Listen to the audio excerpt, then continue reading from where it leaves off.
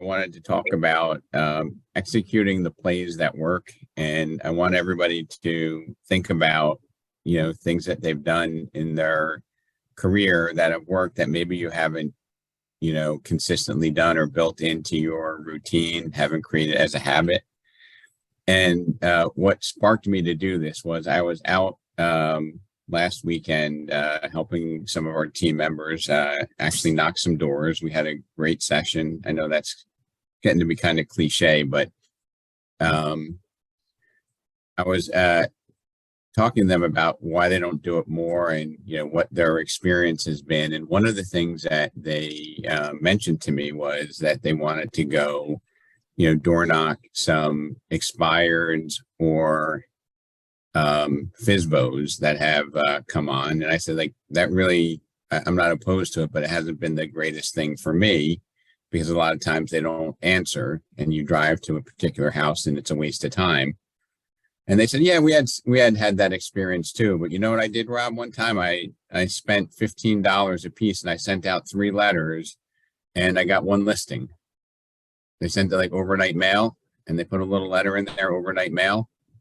And they got 1 of the 3 packages listed with them. I'm like, so how often do you do that? They're like, that was a couple of years ago. I haven't done it again. And that's what struck me to come up with this strategy of, executing the plays that work. And if we all have plays and things that work, why don't we do it more consistently? And again, I don't want it to be like, all right, here's Rob on the soapbox talking about doing it consistently. This is what's going to work. But in reality, for $45, who would take a listing? Robert, would you take a listing for $45? In a heartbeat. I bet you'd even take it if it was, 1 out of 30, right? You'd probably take it for $450. Yep. And do you think that if you sent out, and this wasn't anybody that but maybe somebody who did it, but if you sent out 10 express mails that are maybe $8 from the post office where it comes in an envelope with a receipt confirmation or it looks different, do you think if you send out 10 of those that you might get 2 calls? I think that's a possibility because I've mailed out regular mail to a cul-de-sac, for example, and a cul-de-sac of 6 houses and gotten 2 responses. Yeah. So, and can I be so bold to ask you, those 2 responses and one at least equate to a good conversation or an appointment?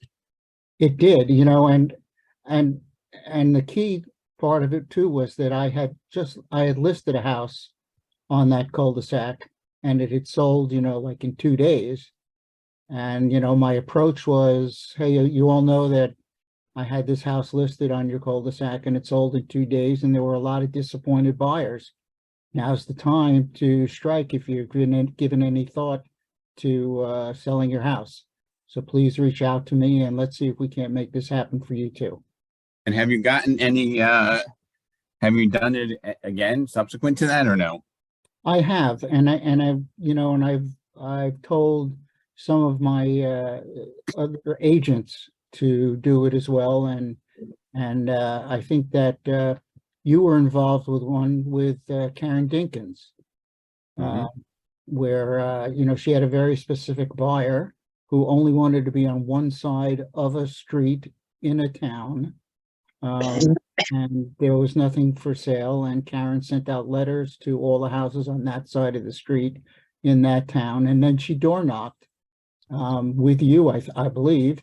And one of the homeowners said, oh yeah, I got your letter. And while we have our own realtor, we would like to sell. So Karen at least got the buy side of it. Yeah, before it got into a panic buying, right?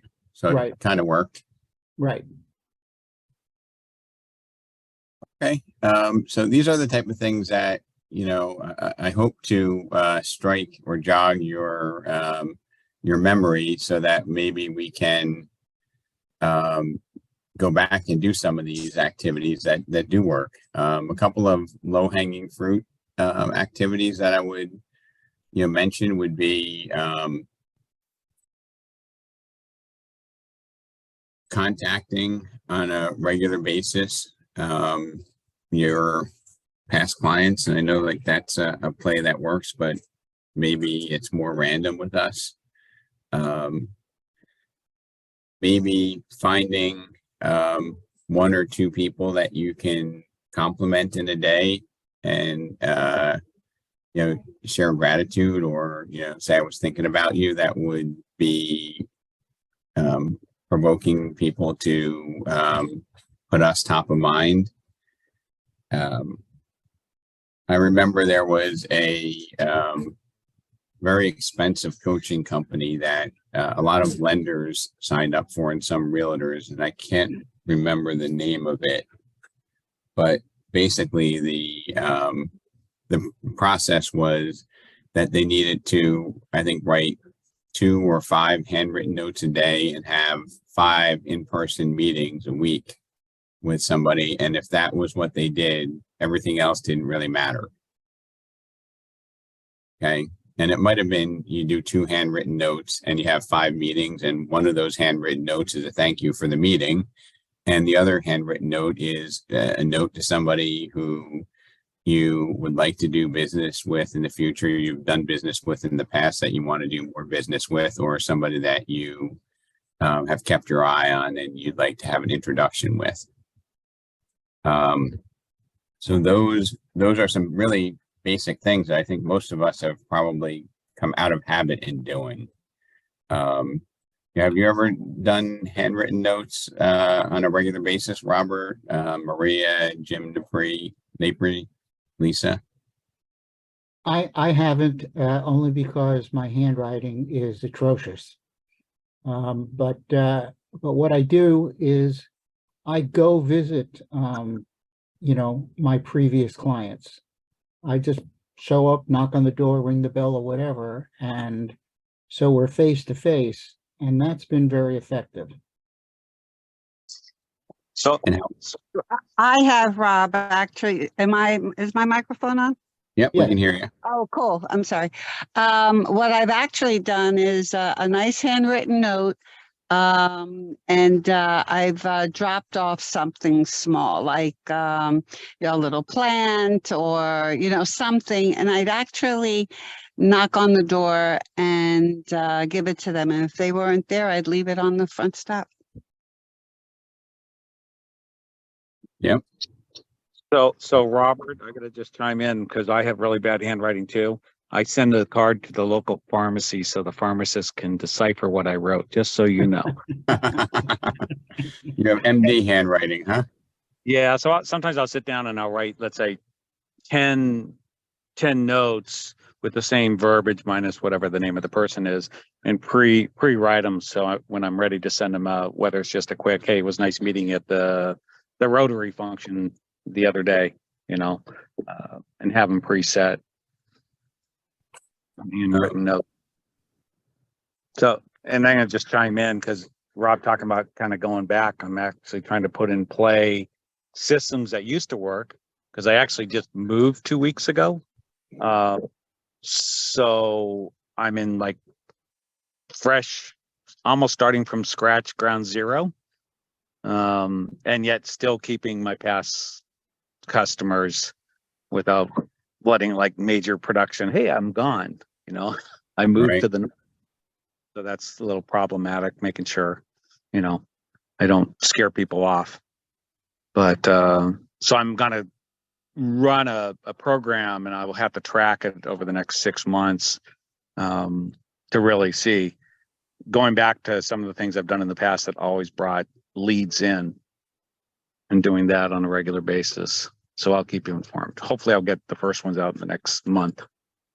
Fantastic. Well, that reminds me, Jim, Robert, you remember when, when you first came on, a lot of the people that made the move to Remax would, go through their database and send out a card or send out a notice, and then that would actually stoke a bunch of business because they were making the move. They wanted to make sure everybody knew that they made the move, and then just getting that card, triggered, people to say, hey, I have somebody that, could really use your services. Yeah, I do remember that. Absolutely. I mean that's a play that works, and you know it could work even if you're not moving companies. You know, like you could, you know, just have that, you know, random, you know, direct mail piece. If your handwriting's atrocious, maybe you do a letter, and at least they can read your signature. You know, and the foundation or the premise of this is, you know, if you're a coach in a sport, and I'm going to look at football, and in football, the team will take the most conservative play, which is handing the ball off from the quarterback to the running back and just run up the middle. And if they can get a first down every 2 or 3 plays, they're not going to stop it until the defense figures out a way to prevent that from working, right? So why would you change the play if it's already working? And in our business, what probably makes plays less effective is maybe they run their course, you know, with your database. That's a possibility. Or more likely, you know, the business climate and the way people accept media and respond to things change. So 20 years ago, maybe email was a really great strategy, but now everything goes into spam. So you need to change your playbook because that's not working the same as it did before. I don't know if anybody can think back to, you know, some things that have worked incredibly well for them, and maybe they've told a colleague or a family member at a social gathering, hey, this has worked great, and then maybe it just fell off your radar. And if you could share that with the group, because I can think of some other things that I want to bring up, but I think it's more important to hear it from you guys. Hey, Rob, it's Denise. May I add something, kind of take it to the next level or another option from what you were saying? Sure. I used a technique a while back and it worked fairly well if you have the time and the energy. And it was taking FedEx envelopes, which typically are around and you can get for free. And kind of the same concept of mail, but dropping a FedEx envelope off on somebody's doorstep quietly and putting in that envelope what I could do for that person, a list. Did you know I could do this for you? Because a lot of people don't realize all the different services that really someone can fulfill for them. And at least if you threw 5 to 10 things on there, they'll call to ask questions about what you have to offer. And then I would toss in there something, again, pack of seeds, something that was imperishable. But when people get home and they see a FedEx package at the door, they open it. And you can kind of pre-make those things that if you're driving around, you're in an area, you can just pop them out there. Kind of like a quiet door knocking session. And I really, over the years, got a lot of response to that. Right. Yeah, I mean, there's a lot of different creative ways. Anybody else have anything that's like an aha moment? Here's something that, if you were to, find, every day something that somebody did that you're appreciative of, grateful for, and you just to send them a text message or give them a call and say, hey, you know what? I really appreciate the fact that you went above and beyond, or you did something well. When you look for good things, you find good things. If you look for problems, what do you find? Robert, if you're looking for problems and mistakes, what do you find? You find problems and mistakes. So, I was listening to a podcast on somebody who was a PhD in happiness, right? And he was studying people that were happy. And he's like, look, even the PhDs in happiness, we have our moments where, we don't practice what we preach. We could be better students. And, he brought up an example or a study that he did where he looked at auditors, okay, who are trained to find mistakes. And he correlated that to their happiness indicator and also their family status, whether they were able to stay married. And people who were trained to be auditors were designed to look for problems. And they had something like a 2.5 times greater divorce rate than the regular public. Now, can you see how that would be relatable, right? I mean, if you're trained to look for problems and you're telling your spouse, hey, you know, you this and that and the other thing, you're going to be out in the street Yep. and you're certainly not going to be happy, right? But Yep. let's take the opposite of that, right? What if we trained ourselves to look for the good things that people did and we called them out, you know, and we said, you know what, I appreciate what you did there, Robert. You know, you didn't have to do that. Or, you know, even if it was something that they do, hey, you know, thanks for taking care of my client, even if that's their job, right? Yep. So I just thought that to be, you know, like a blinding flash of the obvious is that, you know, you find what you look for. And if you look for mistakes and problems, you find mistakes and problems. And when you find mistakes, that brings your energy and your mindset down. But if you look for the positive, you'll find it. And what would happen if you know, found a reason to thank somebody for even, you know, handing off, you know, if somebody says, I want to sell my house. And even if it was, you know, a trailer home in Tennessee that you couldn't list, you know, if you just, you know, sent them a text or gave them a call and say, hey, you know, I wasn't able to help them, but I really appreciate you thinking about me. That may not result in direct business from them, but you'll feel good about it. But what do you think most people do? And I'm going to just call on you, Robert, because you're in my line of sight here.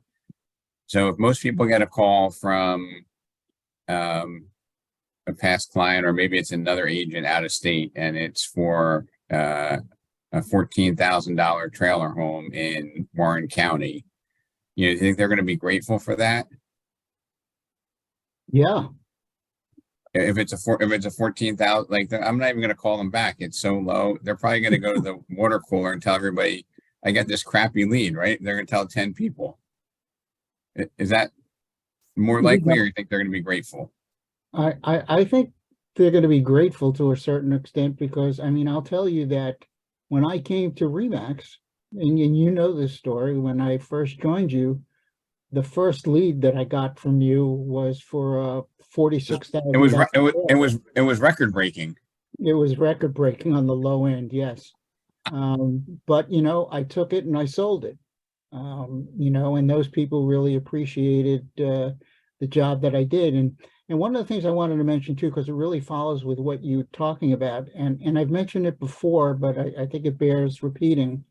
You know, I try to hook up with all of my clients and neighbors on social media, just so I can see what's going on in their lives, so that then I can call them up and say, hey, I saw your daughter was just named to the all New York State lacrosse team. Congratulations. And they're like so excited to talk to me about it and tell me about it, and appreciative that, you know, I saw it and I made mention of it. So that's an easy way to come up with things to say to people that will make them happy, as Rob has been saying. And I guess I picked the wrong student here, Robert, but I know a lot of people will go around and complain about something because it didn't meet their expectation, and instead of finding a reason to be grateful for things. And I think that's it's not that it's hurting the person that you're being critical of, it's hurting yourself. Because when you put those negative thoughts into your head, it just brings you down, right? And I think if you have a great experience at a restaurant, hotel, resort, versus if you had a horrible experience, you think more people talk about the horrific experience or the great experience?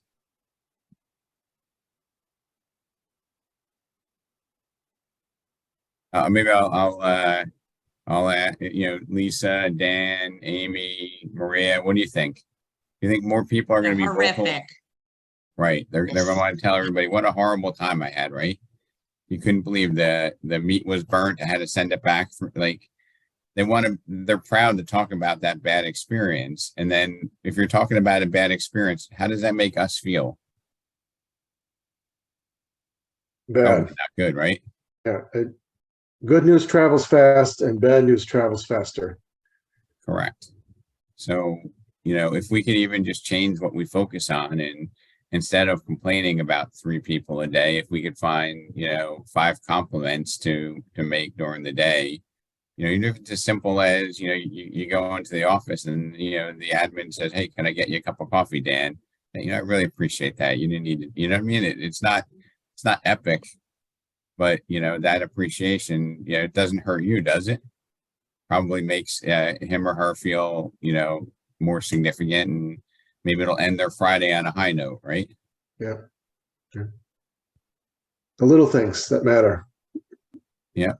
So a tip, and I really hope somebody tries this, is if you could find 2 people to, reach out to and be grateful for every day, and send them a text message to give them a call. That would be odd, right? How many times have you gotten a call saying, Dan, I'm sitting here on the, down.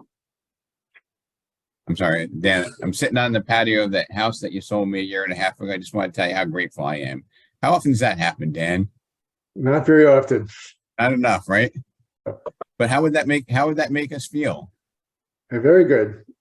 And do you think a lot of people are grateful of, if you got them a house in the pandemic and, there were 42 offers and you got it through, do you think that makes them feel good?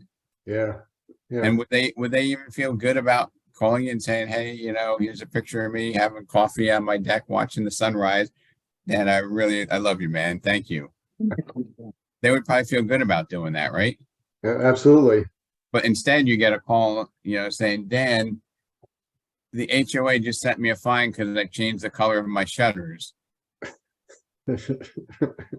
Right? Or I put my garbage out too early. Like, do we not get more of those calls than we do of the gratitude? Yeah. Yeah.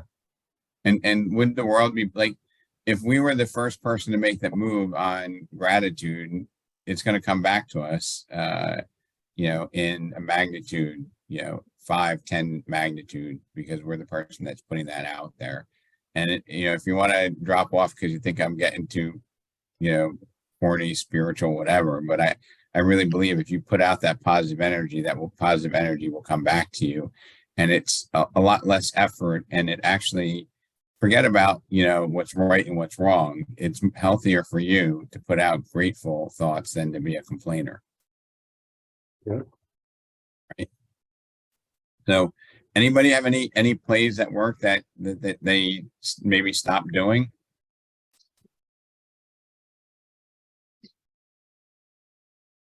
We have a very quiet group here, or everybody's still doing all the plays at work. Some of it is, in my opinion, going above and beyond. I just started working with this 2 ladies. They're married, and one of them is bedridden now, so the other one is taking care of her full time.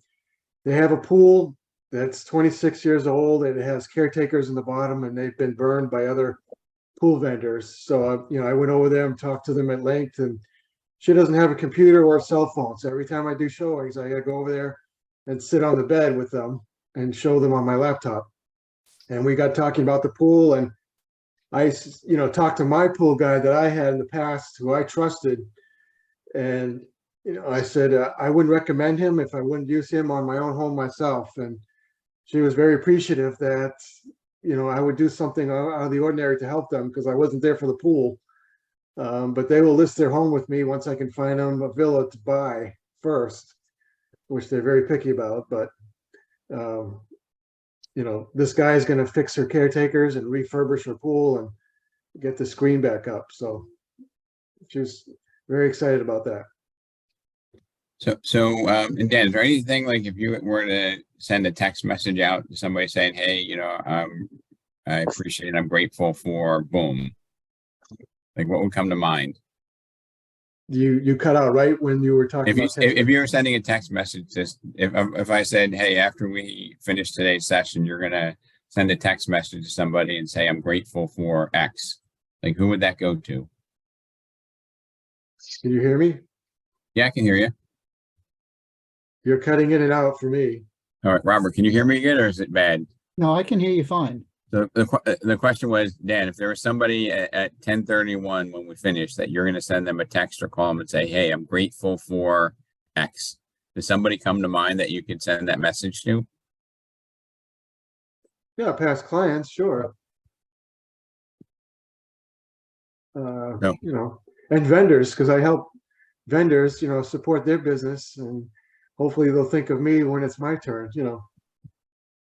Yep. So if you were to, you just send hey, say, I appreciate what you did. Anybody else have anybody, if at 10:31 you were to send a message, who you would send it to, so we can kind of open up the creative process here? Because I know that there are a lot more people that we're grateful for.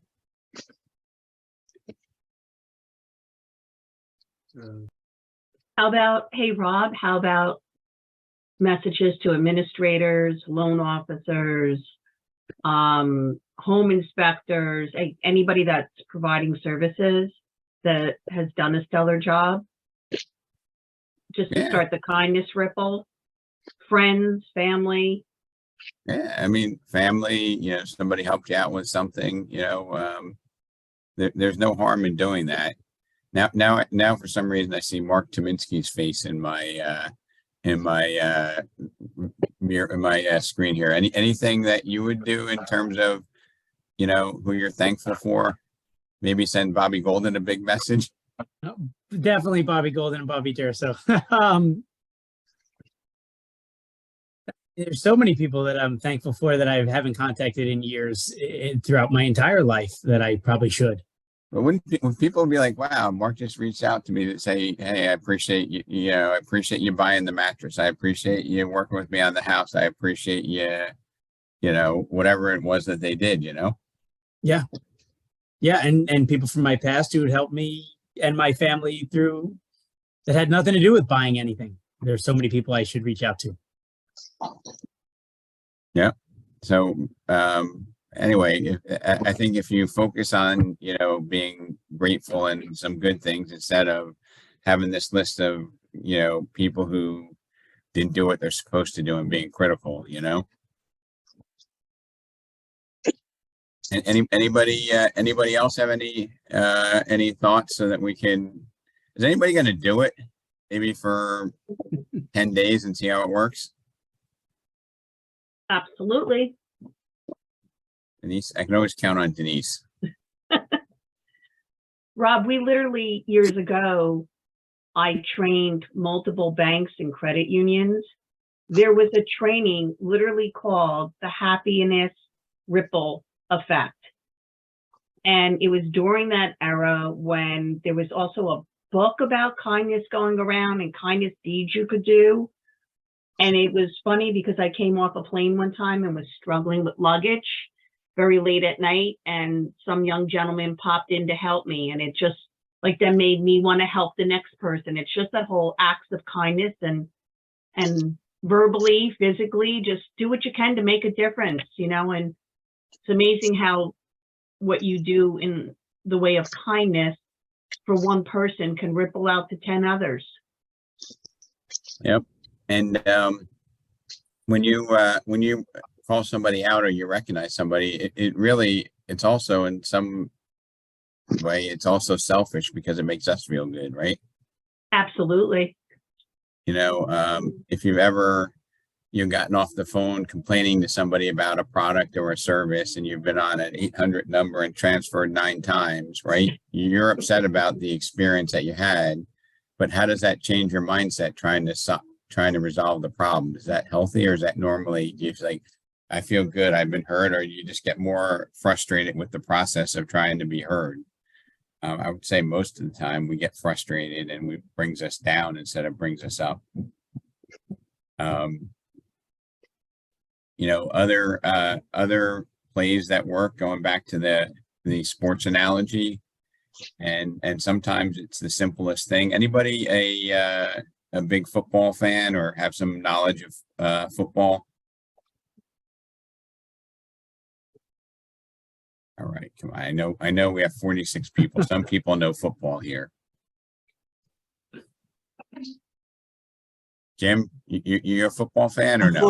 Unfortunately, I'm a Dolphins fan, so hopefully they'll have a better year this year. So Ron, what's the safest Yeah. play? What's the safest play that you could do? Sure. Like when you're running the clock down, what do? You're on offense. I'm sorry, all right, we're cold calling here and I didn't hear. Oh. What you- Sorry about that. I said the most conservative play in football is you take it from the quarterback, you hand it to the running back, and you just run through your line, right? So hopefully they don't fumble it. But that's the highest probability of not giving the ball up, in my opinion. Would you agree? Yeah, that's using up the time. But have you ever seen a game where like they just keep handing the ball off until the defense figures out how to stop it, right? Why would you change the play if the play keeps working, right? Yeah, And- if it works, right. If it's not broke, don't fix it. Correct. And you just keep executing that play. And I just want to drill that in everybody's head. Let's take those plays that work. Let's, unwaveringly execute those plays until the point it's proven that they don't work. And some of them, I think, as long as we're in the business, will always, and I mean, always work. And those plays are, having interactions with people. Does anybody still spend money on Zillow themselves? Yeah, I have that ready. Anybody? I think Zillow's had it for right now. So- I talked to a few of my agents that had Zillow. They just said they're not getting that many leads from them. So I mean, I let's think, just spend $1,200 a month. I mean, maybe. yeah, or more than that. So, Angie, Yeah, not even 1,200 a month. I'm hearing the same thing. Zillow is just flat. Angie, I saw Angie put a text there. What do you spend a month, Angie? Do you mind sharing, or do you know what it costs you for a qualified phone call? Yeah, so I'm at the entry level pricing. I've been at that pricing for like 12 years. I pay $550 per month. My lead flow in the past used to be about 25 leads per month, but now it's down to like somewhere between 2 to 6, 2 to 8, 2 to 10 if I'm lucky. So the reason I keep it is because I'm at that entry level price. I do close the leads. Like I'll do like 1 out of 6 is my ratio. So it pays for itself. As long as it continues to pay for itself, I'll continue to pay for it. Okay. So you said about 550. So you're $100 to $150 per opportunity. Is that fair? That's fair. Yeah. And most of those people on Zillow probably don't have an agent, right? No, they all have an agent. So that's the interesting thing is that the majority do have an agent, but they're thinking that they're calling the listing agent. So that's been my objection handling technique is always dealing with that objection first. Okay. Now, having a phone call from somebody that has an agent versus having a strategy to meet people in person, I think is a completely different game. If you could set somebody's open house and, forget about all the other things that we could do about an open house, putting out extra signs, door knocking, all the other activities that I highly recommend. But when you meet somebody in the open house who's perhaps not committed to an agent and you build that rapport, does that work better than Zillow call, in your opinion, Angie? Yeah, but I don't own a home, so. I haven't done open houses as a strategy for a very long time, I'll be honest. So I think that even with my Zillow leads, it's about consistency, following up with them, just asking them how they're doing. I feel like their agents do drop off at some point, and I benefit from that. So I would think that the same thing happens at an open house. The only difference is that face-to-face interaction is always better than, over the phone or over text messaging. You have the ability to make a personal connection right away versus I have to do it gradually. And there's a risk for me, right? I'm paying for this. I mean, I get the results that I want. So at least with face-to-face, you can probably convert at a higher level. It's funny. I think, go ahead, Ron. Well, I was just telling my agents the other day in Tuesday's class is that, yes, being in person, person to person is the best way to communicate with people, having conversations, of course. But I was telling some of my agents on Tuesday's class is to go into Starbucks with your laptop for an hour each day, 5 days a week, with your Remax attire on there and just play on your computer. I guarantee you 2 or 3 people are going to come up and ask you, hey, how's the market? I see that you're with Remax and I'm looking to sell my house, I'm looking to buy a house. You got to try every little thing that you can think of that we used to do in the very beginning of our careers. We're going back to the basics now. This is not a market that things are going to fall in your lap all the time. You got to go out and find it. So just little tidbits here and there, I think do help. Try to get conversations happening with people hanging out at Starbucks. Yeah, I agree with you 110%. Like Rob always says, wear your badge. You know, people are going to see it no matter where you are. Standing in line at the supermarket. Yep. And going back to open houses, I think this is the time to have open houses. I think this is the time people are noticing more open houses and interested in visiting more open houses. It's also a good time to do a very good display if you're allowed in the area to show that you're having an open house. Use our balloon, use the flags, use the big open house signs. You know, there are many things that you can do at an open house that's going to that was Alan. bring you activity. It's going to get you sellers. It's not only buyers. People that are looking in the neighborhood of thinking of selling are going to see when you make a splash. Boy, this is, and look at all those people going there. This is the person I want to market my home. So I think you're 100% right. It's back to basics. And I think a lot of those basics now are paying off more than they did in the past. I'm going to mute everybody, and then Colleen, if you want to talk, just unmute yourself.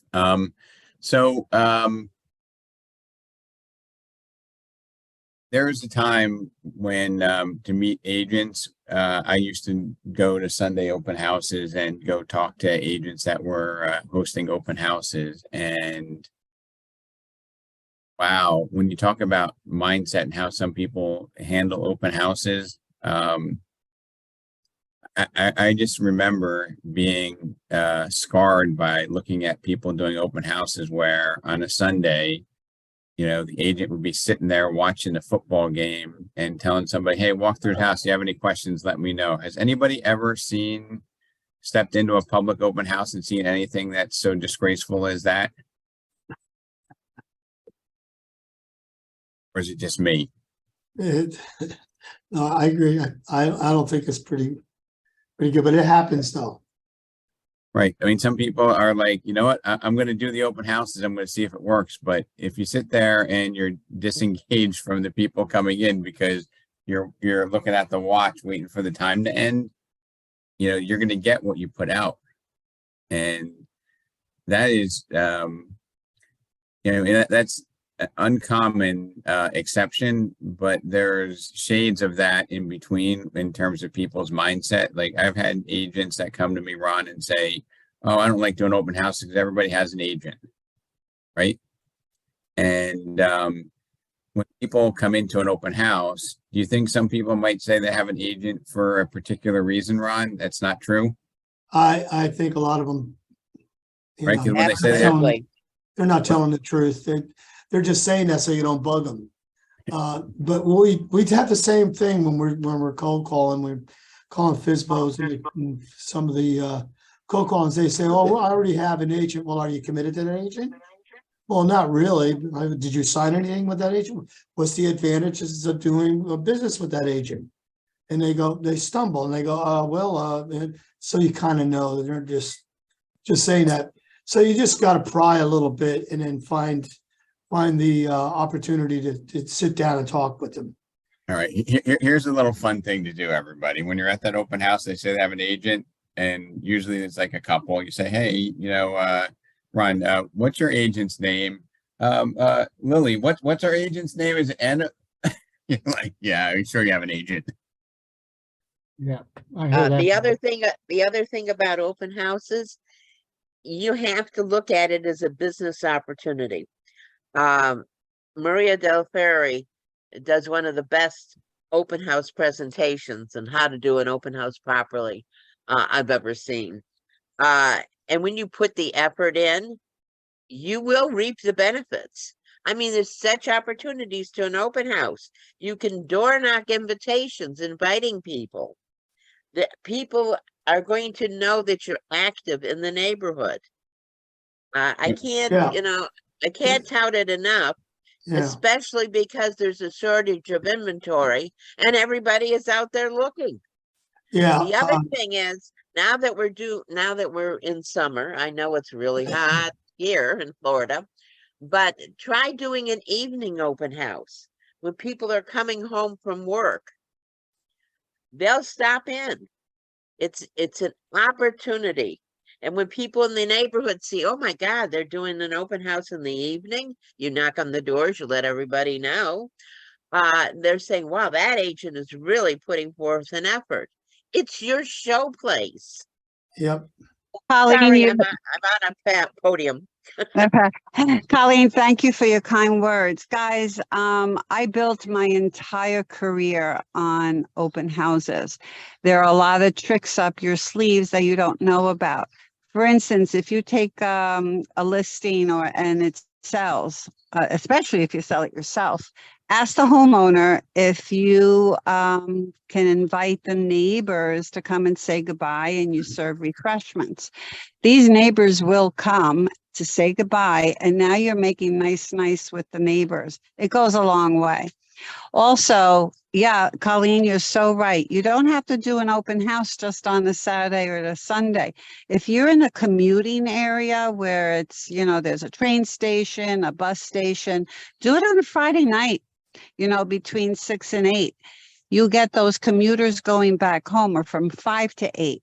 Put out all your signs. Have those people come through the house when they're coming off the train or the bus, and get them early. There's so many things you can do. But like I said, I built my entire career on open houses. I wouldn't want to do it any other way. And I've never paid for a lead in my life. Good idea. Fantastic. That's my soapbox. Yeah, Lisa, one of my rampers here, my ramp people, Lisa Melsaversi, she holds open houses almost every Sunday. And she gets a lot of leads from them. So does Carmen and a few other of my rampers. They've adapted to this open house opportunity and getting good leads doing it. So it's definitely worth your time. And the thing to do is to prepare for it. If you're holding it on a Saturday or Sunday, prepare for it for a couple of days and maybe knock on some doors, send out some flyers, so that people are aware that you're holding that open house. And even if you get 20 people through and maybe 2 of them are a possibility, sorry about that, 2 of them are a possibility, it could be a buyer or seller. You never know. It's all a numbers game. So you have to try it. I So, also want to mention that even if they come with an agent, I mean, there's still an opportunity for you to impress that agent's buyer. Because I've had this happen on several occasions where I've shown the house to like an out-of-town buyer who came with an agent from another town who didn't necessarily know about the town where my listing was. So I took the opportunity to answer all the questions that their clients had. And when it came time for them to move, they called me to list the house for them, not their agent that brought them to the house originally. So it's a long game, but it works. It's how you present yourself at an open house. Every time, I always felt that everyone coming through the door was there to interview me. So I made my best show to each person who came to the open house.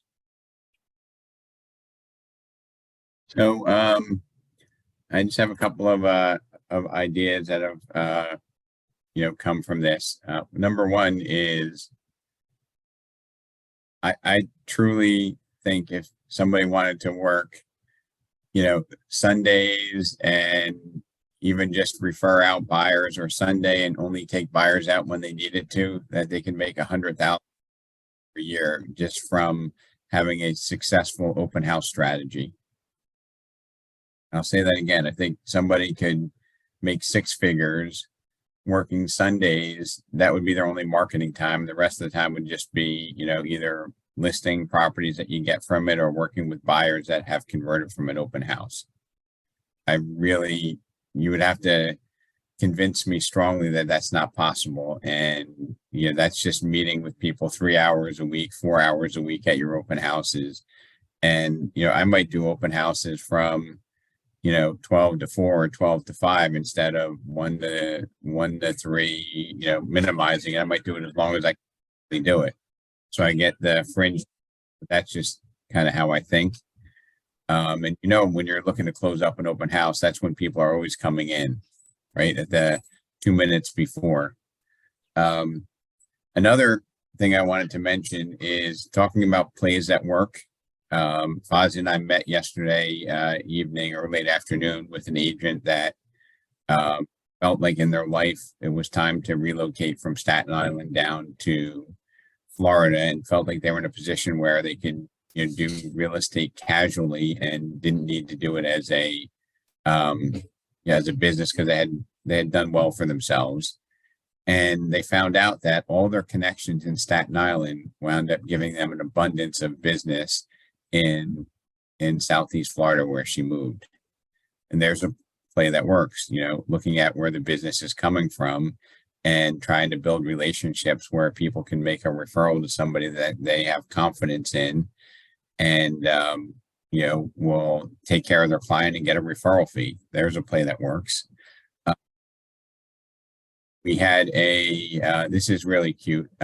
Lisa Malsaversi, I guess, had spoke to one of the clients that she did a transaction with, and said that, that she had done some door knocking, and the agent said that their broker was watching our social sites and started doing door knocking, but it wasn't really working. So they reached out to us to find out how it is successful. So Lisa, you probably don't even know this, but you've impressed somebody, and they actually reached out to us to figure out how that strategy worked. And door knocking without a strategy wasn't really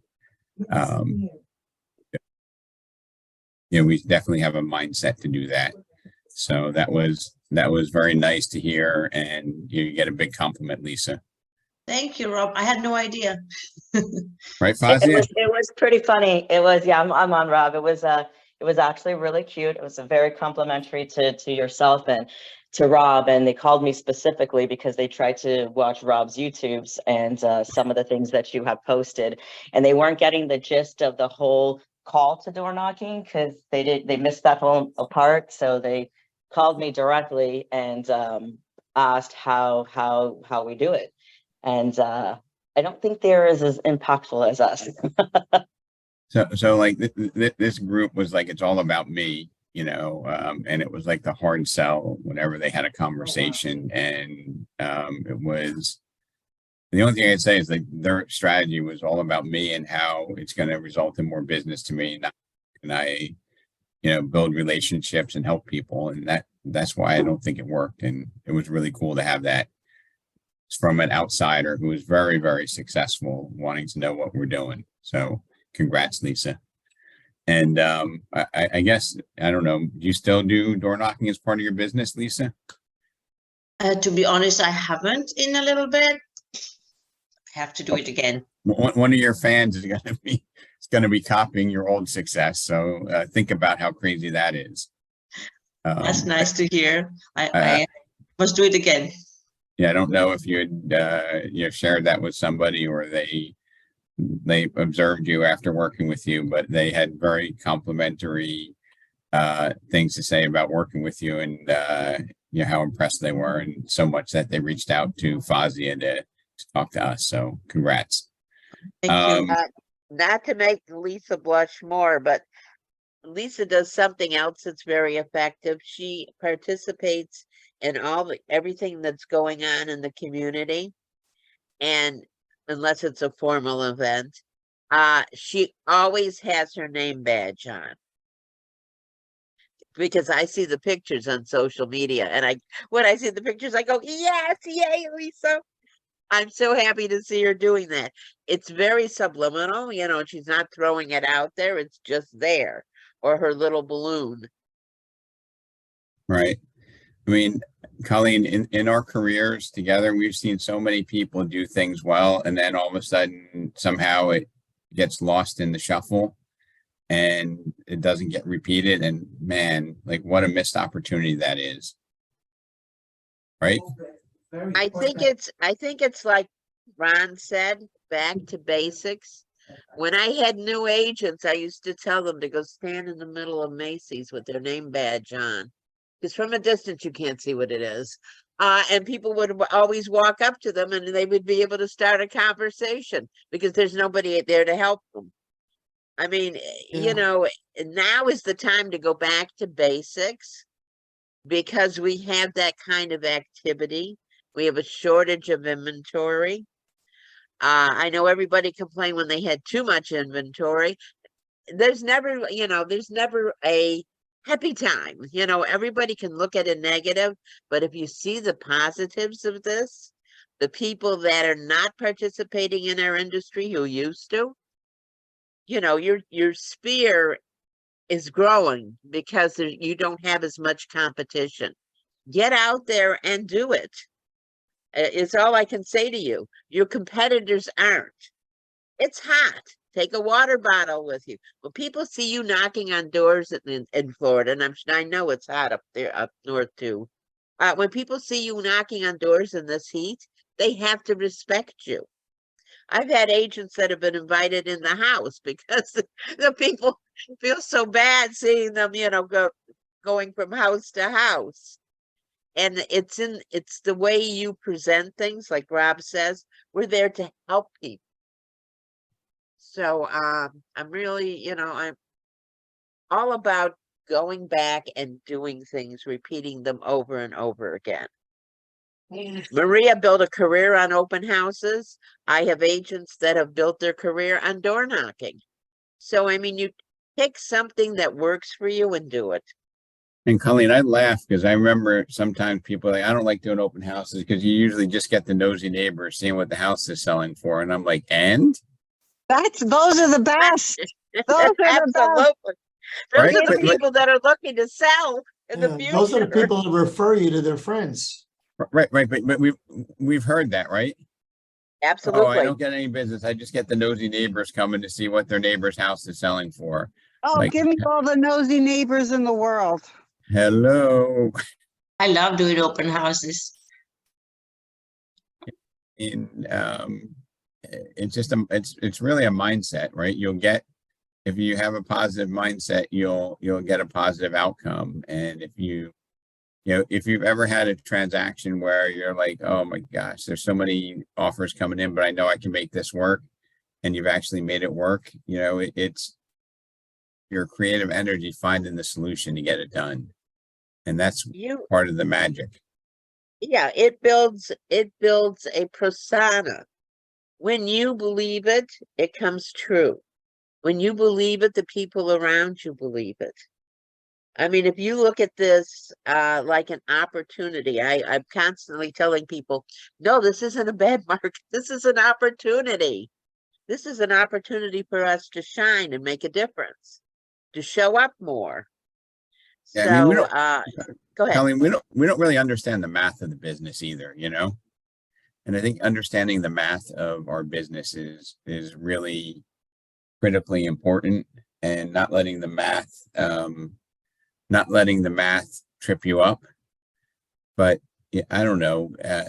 I don't think on average people stay in houses more than 15 years. I'm going to guess. I think the average is probably 8 or 9. Maybe it's even slightly more. But even if it's 20 years, which is, I think, an extreme, that means 1 out of 5 houses over time is going to sell or 1 out of 20 houses is going to sell every year. And if you want to find 5 home sellers, what do you have to do? Talk to 100 people, right? And if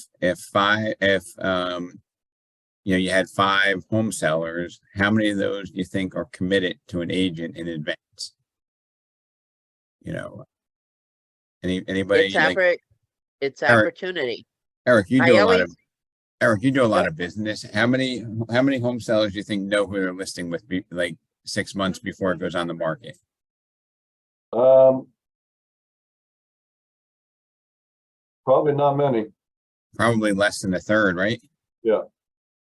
So that means if you find a way to connect with, whether it's getting them to your open house, whether it's inviting them to a community event, whether it's knocking on their door, however you are going to an association event and communicating with them, if you talk to 100 people, at least 5 of them are going to be selling in the next 6 months to a year.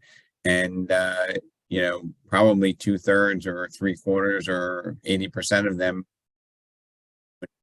if some of them, they might have a family member that's an agent, so that's not going to be a probability. But most people, their agent hasn't kept in touch, and they're open to a relationship. And why shouldn't it be us? I mean, we have the best agents in the business. Let's not keep it a secret. Rob, Howard Britton, rest his soul, used to have a saying: you don't have to be good. You just got to be there when they're thinking about listing their house. Yeah, and if you're good, it helps, right? Yeah, but it doesn't matter, and that's why we should all be thanking God for this market, because now the brother, the sister, friend is not getting a house sold; they're expiring. Last week I called a FSBO. Made an appointment with a FSBO and expired, listed both of them. One is at 5.7, the other one's at $2.5 million. The $2.5 million seller left me a message, said, "I can't believe you've been in the business forever. I can't believe you called me, but I got a friend who's been in the business 40 years. I'm a broker for 35 years, but I'm sorry, Eric, I can't list my house with you. I got to use him." And he left me that voicemail. I called him back, got the appointment, and got the listing. Yep, and even we talk about plays that work, right? Everybody needs to have a conversation, whether it's a buyer conversation or a seller conversation, that's going to get us the highest probability of the outcome that we want. Industry is very random. I think many of us in this business and some of us on this call have PhDs in winging it, right? And I think that a conversation, if you're a professional, should follow a path, and we should have a very predictable outcome to whatever those meetings are. And I know, at least I'm guessing, Eric, that you that you pretty much have an expectation of when you get 10 listing opportunities, you're going to convert X of them. Is that true? At least half of them. Okay, and do you have in your mind how that meeting goes? Yeah, basically, yes. I have a presentation I go through each one of them. Right, and you're probably 70-80% very similar to every meeting, correct? Yes. And now if you're getting at least half, there's probably some of them that don't even list, right? Correct. So you're probably getting 3/4, 90% of the ones that actually list or are available to be gotten. And those are the numbers that we need to pay attention to. By the way, how did you make out yesterday? It was interesting. That was another one, and it was an expired that I called, and she said, "Well, Eric, we've had this friend, and I've been friends with their parents, and we took our house off the market because we're having a new roof put on, and but when we go back on the market, we're going to go back with him." And so I said, "Well, would you be?" And it is canceled right now. I said, "Would you be offended if I just stopped by and looked at your house?" We went back. My sister and I went over there yesterday, met with her for an hour and a half, and they're just going like, "Oh my God, we wish we would have talked to you first." But they're having this emotional connection between this friend who he's not a bad agent. He's just he does 6 deals a year. He's been in the business 20 years. And it's a personal friend he's known since he was a kid. The parents, the people we talked to said, this table we're sitting at right now, his parents gave us this table. And I said, well, well, that's great. Do you want to do your friend a favor, or do you want to net the most money? I mean, you got to realize this is not a personal thing, it's a business thing. So they said basically they had a listing for 12 months. They canceled it because they're putting the new roof on. That listing expires or ends on August 8th. But they're going to give them to August 8th to sell. If it doesn't sell, they're going to be hiring us. Oh, I feel like that was a win. That was a win. I mean, I know the guy is like, it's like I almost felt guilty going after it but I know he's a good agent, but he's not a great agent. He's in freaking North Carolina right now. He spends half his year in North Carolina, and they know that. And I said, if you're having surgery, do you want to go to a part-time doctor or you want a full-time doctor? So I think we'll get it. And probably the best thing is him relisting it because he had it too high anyway. And when it expires, I'll look at it at a better price. So it all started by picking up the phone and calling people. You're talking about football, Rob. Real estate, football's a contact sport. Real estate's a contact sport. The more contacts I make, the more successful I am. Amen. Yep. So so my challenge to everybody is to think of something that you did in the past that worked, and let's try to implement it for the next 30 days and see what type of result it gets. And if you don't have anything that comes to mind immediately, reach out to 2 people a day and say, hey, I wanted to thank you for blah, blah, blah. Right. Right. And it might even be just for doing what's expected, but not having a problem. Right. Right. And people know people, and that's how this business works. So I appreciate all of you. Have a wonderful Hey, Rob. weekend. Stay cool. Yep. Rob, one last thing, the nosy neighbor issue. Here's my best nosy neighbor story. People showed up to an open house. They had me show them the house and asked a lot of questions. I answered all the questions. And at the end of it, they said, okay, look, this is not the house that we want to buy, but if you can find us this, we'll buy it with you. And then you can list our house to sell as well. The 2 combined deals, finding them a house and selling their house, came to $3.5 million. I didn't know these people. They lived in the neighborhood. They came in, they were nosy neighbors.